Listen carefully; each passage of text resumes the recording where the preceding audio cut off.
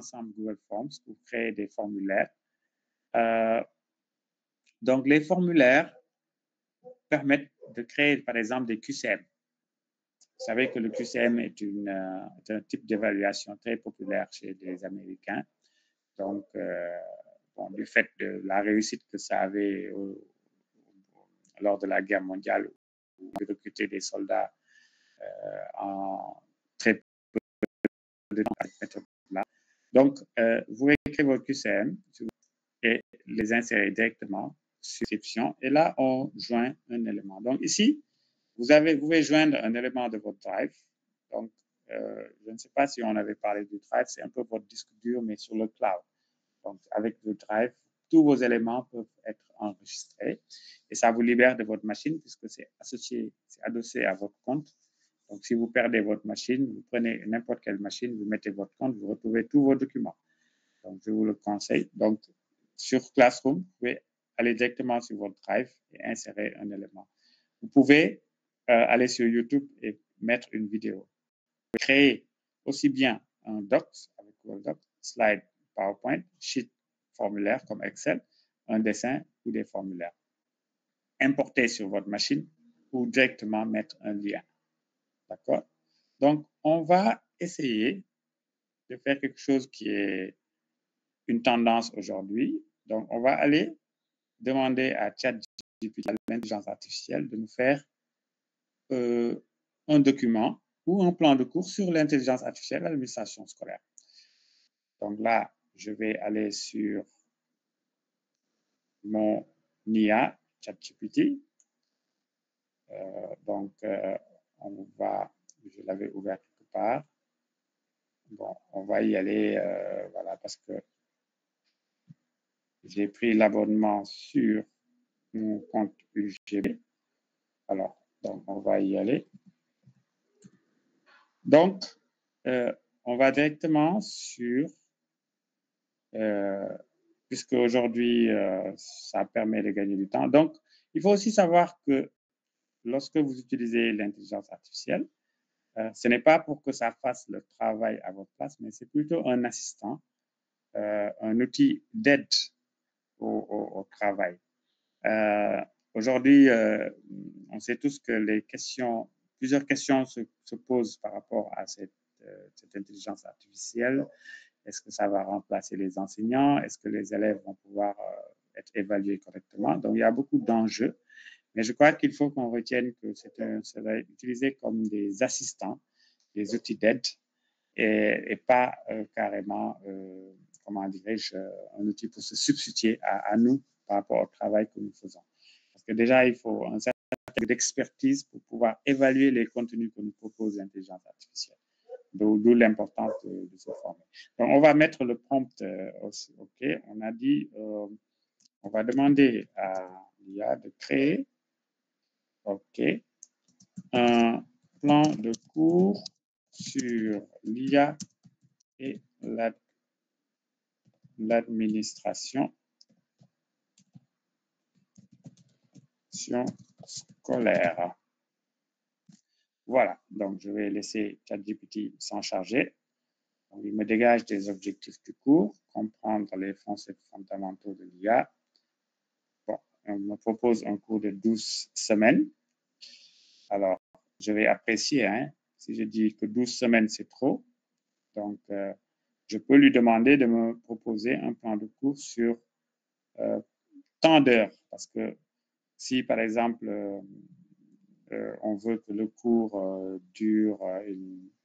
ne dure pas plus de 48 heures ou 24 heures ou 12 heures, on essaie de le restreindre. Donc là, il est en train de me faire proposer un cours avec plusieurs sessions, avec une introduction, des applications, des technologies, etc., etc.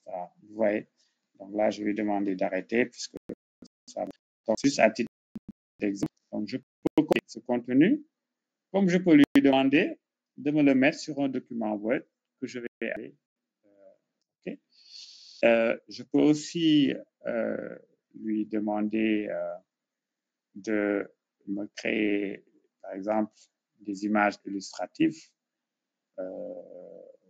par exemple, voilà, je lui demande, bon, c'est juste à titre illustratif, hein, de me mettre ça sur un site web. Hein, OK.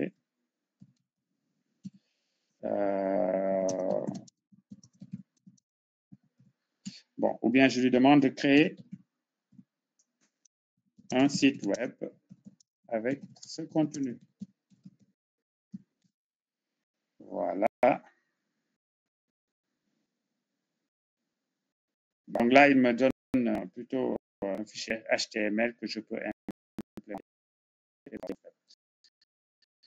HTML pour le faire, mais je vois que le prompt, il peut aller jusqu'à la création du site.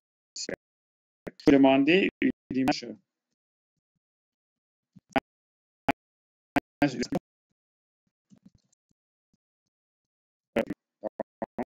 du thème de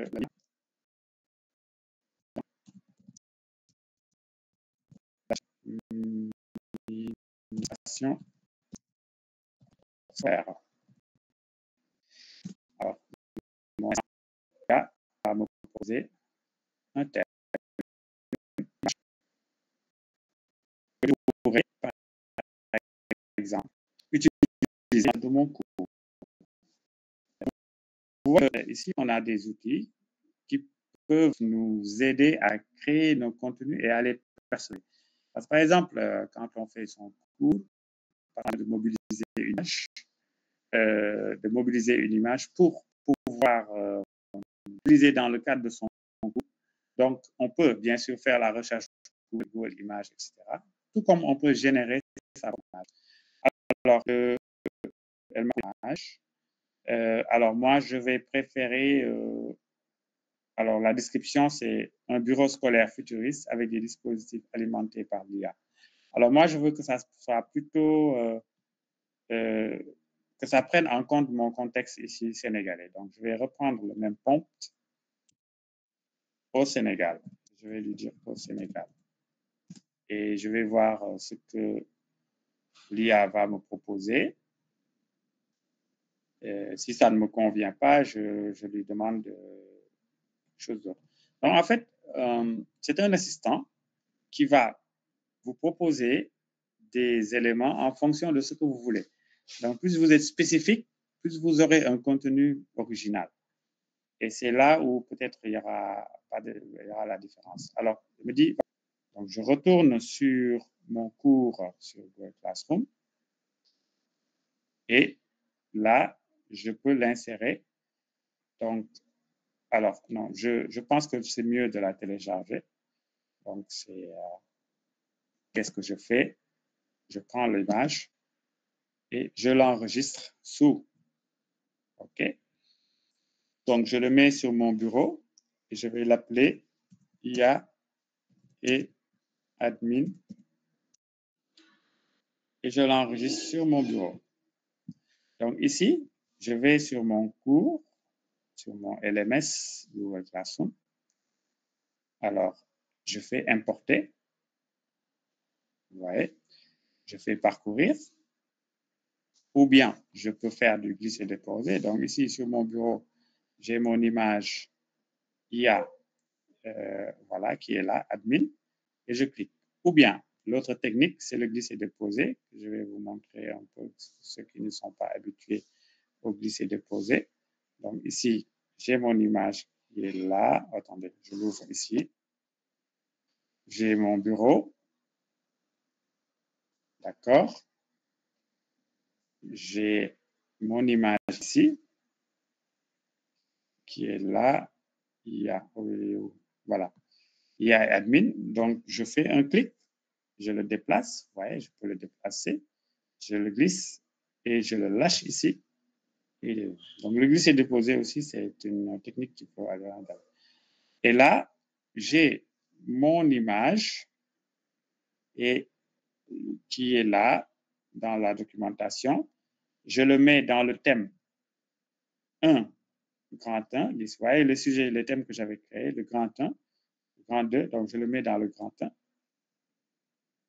et je le publie. Maintenant, ici, je viens de créer un contenu sur Google Classroom, mais je peux le publier maintenant, tout comme je peux le différer, comme on avait vu avec Google, avec Gmail. Alors, le fait de différer la publication de contenu dans un LMS répond à une norme, on peut dire, qu'on appelle la granularisation des contenus d'apprentissage. Vous savez qu'un cours en ligne, lorsqu'il est délivré, il doit le faire, ça doit être fait de manière chronologique. Ce que je veux dire par là, c'est que le cours en ligne doit être conçu de bout en bout. On a tendance à confondre cours en ligne et visioconférence. La visioconférence n'est pas un cours en ligne, comme je l'ai dit tantôt, c'est une activité du cours en ligne.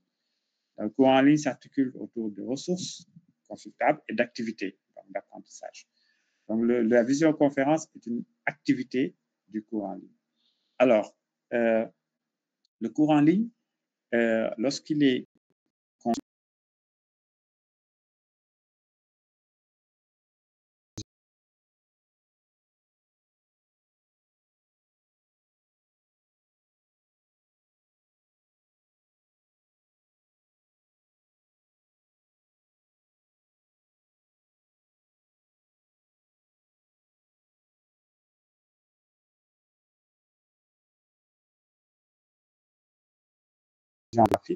vous devez afficher chronologiquement ce qu'on appelle granularisation.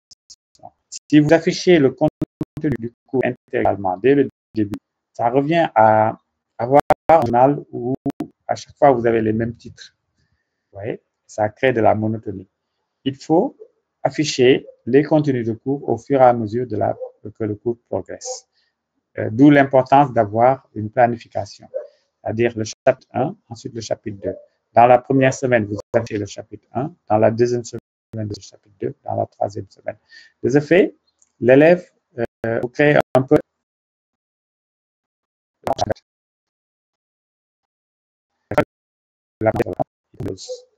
et ainsi de suite. Donc, c'est comme ça qu'il faut présenter le cours en ligne. Et c'est une analogie parce que vous ne venez pas au cours de l'année pour présenter l'intégralité de votre cours. Vous présentez un chapitre, et vous revenez, vous présentez s'il n'est pas terminé, ensuite un autre chapitre. Donc, il faut éviter de poster tous ces contenus de cours. D'ailleurs, c'est ce que nous avons fait ici sur la plateforme.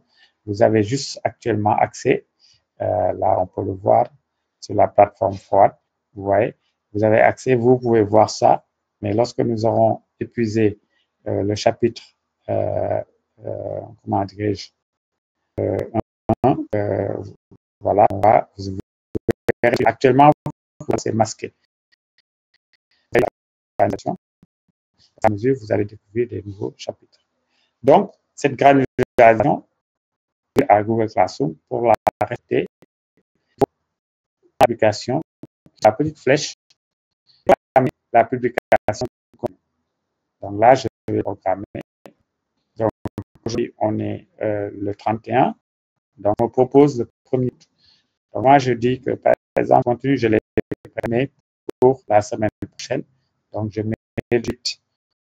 À l'heure, 8 heures, par exemple, à 8 heures, vous tous, vous allez y accéder. Donc, et je planifie mon élément. Donc, voyez. Donc, regardez ici, sur ma page de cours, dans travaux et devoirs, IA et évaluation. Donc, ici, vous avez ce contenu-là. Vous avez cette image illustrative qui a été créée par l'intelligence artificielle pour illustrer l'intelligence artificielle dans l'administration scolaire, donc avec un hologramme, etc. Donc, c'est comme ça qu'on crée des contenus sur le Classroom. Et voilà, on a des thèmes et des contenus qui peuvent être de toutes sortes, hein, multimédia, images, vidéos, textes, site web, liens, Google Docs, Google Sheets, présentation, PowerPoint, etc. Voilà. Et là, vous pouvez naviguer, bien sûr, entre les parties. OK, ici. Voilà. Donc, des questions. Voilà. Donc, je vois sur les commentaires. Voilà, quelqu'un peut participer. Alors, je vois sur les commentaires, oui, on l'utilise à l'école. Très bien. Je crois que Francis, vous retrouvez. J'arrive pas à voir le partage. Je crois que c'est un problème de à votre niveau. Je crois que parce que l'image est en train de. Donc, des questions, des commentaires avant qu'on continue. Je crois qu'il nous reste une dizaine de minutes.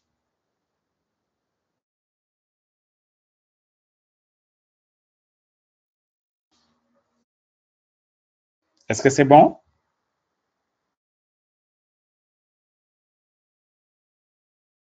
Est-ce que vous suivez bien jusqu'ici? Oui, c'est bien, on suit, hein, professeur. Nous suivons.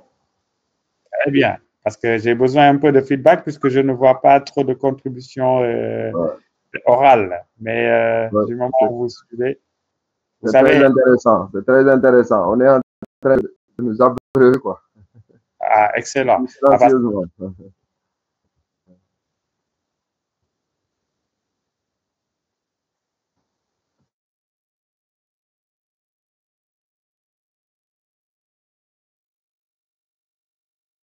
désolé, j'avais éteint mon micro. Donc, Monsieur Ngom, merci pour ce feedback parce que vous savez, la formule magistrale, elle est un peu monotone. Donc, c'est pas celle que l'on recommande le plus aux étudiants, surtout en formation initiale, aux élèves professeurs.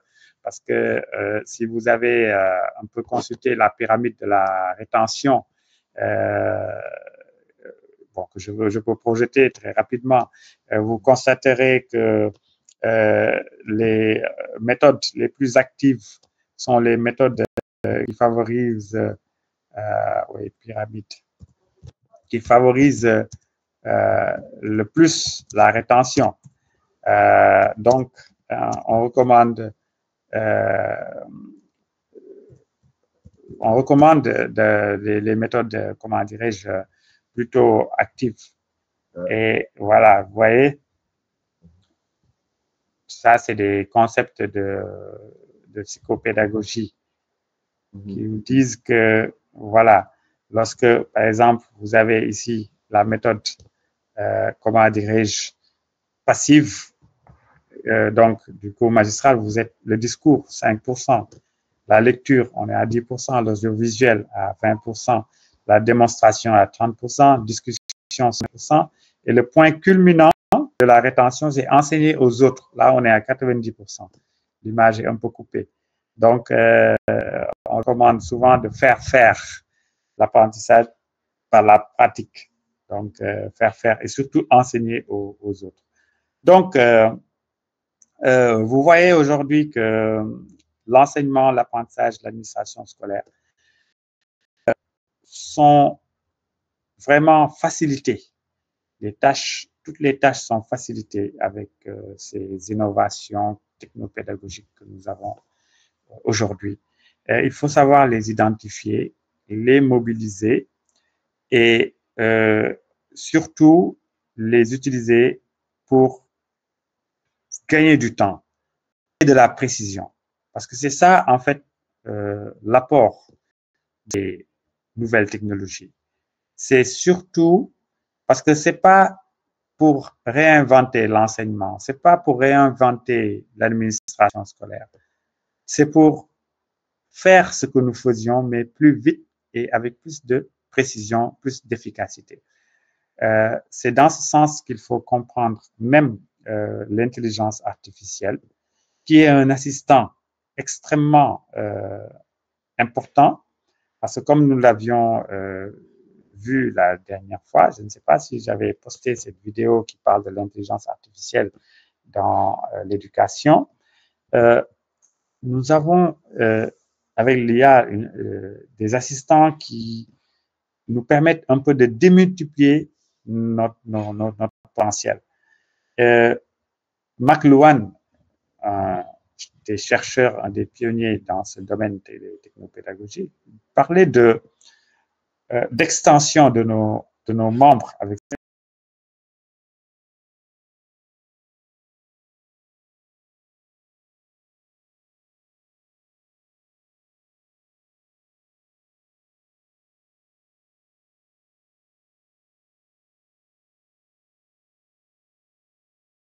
pour la première fois, l'humanité vient de créer l'extension de son cerveau. Et c'est pour ça qu'il y a tout cet enthousiasme et cet engouement par rapport à cet outil. Et comme le disait Vladimir Poutine, celui qui contrôlera l'IA contrôlera le monde, puisque on a vu dans une vidéo au cours de technologie éducative avec le Master 2 que, en fait, un jeune étudiant sortant d'une école d'ingénieur peut, grâce à l'intelligence artificielle, effectuer le travail de 25 étudiants sortant de cette école ingénieur, puisque avec un assistant comme ChatGPT qui se perfectionne avec le temps, il peut effectuer des activités, des tâches qui, par exemple, dont le niveau de réflexion équivaut à de tout un pays. Donc, c'est des changements énormes. Et je crois qu'avec l'administration scolaire, il est très important de s'approprier cet outil-là, cet IA-là. Alors, l'LMS, il est simple. Donc, et tout le multimédia, il est. Donc, on pourra voir comment, par exemple, un questionnaire, comment dire, TQCM, mais laissez se connaître les principes. Et ici, dans personne, on a les acteurs. Donc, on peut ajouter des enseignants, des collaborateurs, comme on peut ajouter les élèves, donc en les invitant.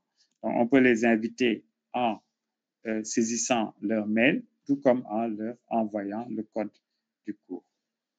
D'accord? Donc, oui, donc c'est exactement ça.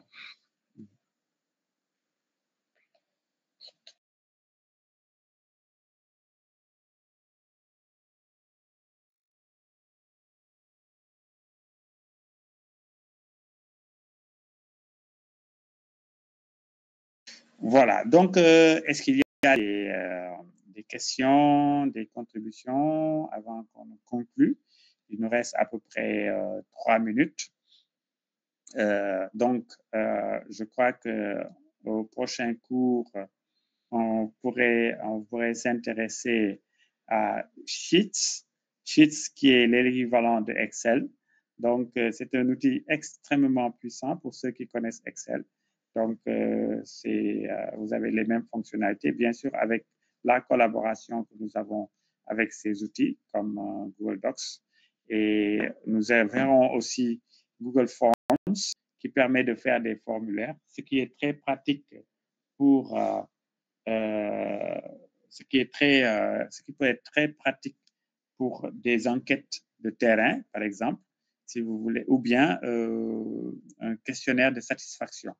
Parce que l'administration d'une école, l'école est un service aussi. Donc, tout service aussi doit, de temps en temps, être un peu dans la logique de ce qu'on appelle la pratique réflexive.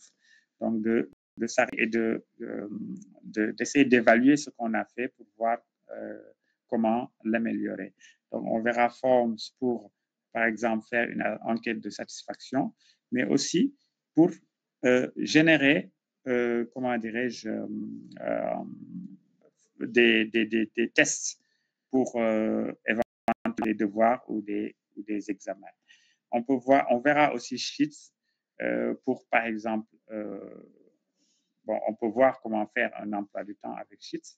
Je vais voir dans quelle mesure je pourrais intégrer M. Sarr, qui est un informaticien qui m'assiste dans la plupart de mes cours, pour qu'il voit avec vous les formules pour vraiment faire un tas de choses, notamment même un emploi du temps avec Google Sheets. Mais l'exercice qu'on fera avec Google Sheets, c'est surtout pour créer une feuille de notes, donc pour les classes. Donc, on peut centraliser toutes les notes des élèves avec une feuille de notes, avec une feuille de notes. Bon, certains ont, dans les établissements dans lesquels ils évoluent, déjà ce qu'on appelle les ENT, des environnements numériques de travail. donc des plateformes qui permettent de gérer aussi bien la carrière des enseignants que les notes des élèves, etc. Mais Sheets permettra quand même de gérer, donc d'avoir un outil alternatif pour gérer les notes des élèves. Voilà, on verra aussi Google Slides pour faire des PowerPoint, mais enrichi aussi. Google Agenda pour gérer des emplois du temps. Et voilà, avant de clore cette partie Google Workspace. Alors, s'il n'y a pas de questions ou de contributions, je vais vous remercier d'avoir participé à ce cours, et tout en vous souhaitant une bonne soirée et en vous donnant rendez-vous au cours prochain si Dieu le veut. Merci à toutes et à tous. Merci, professeur.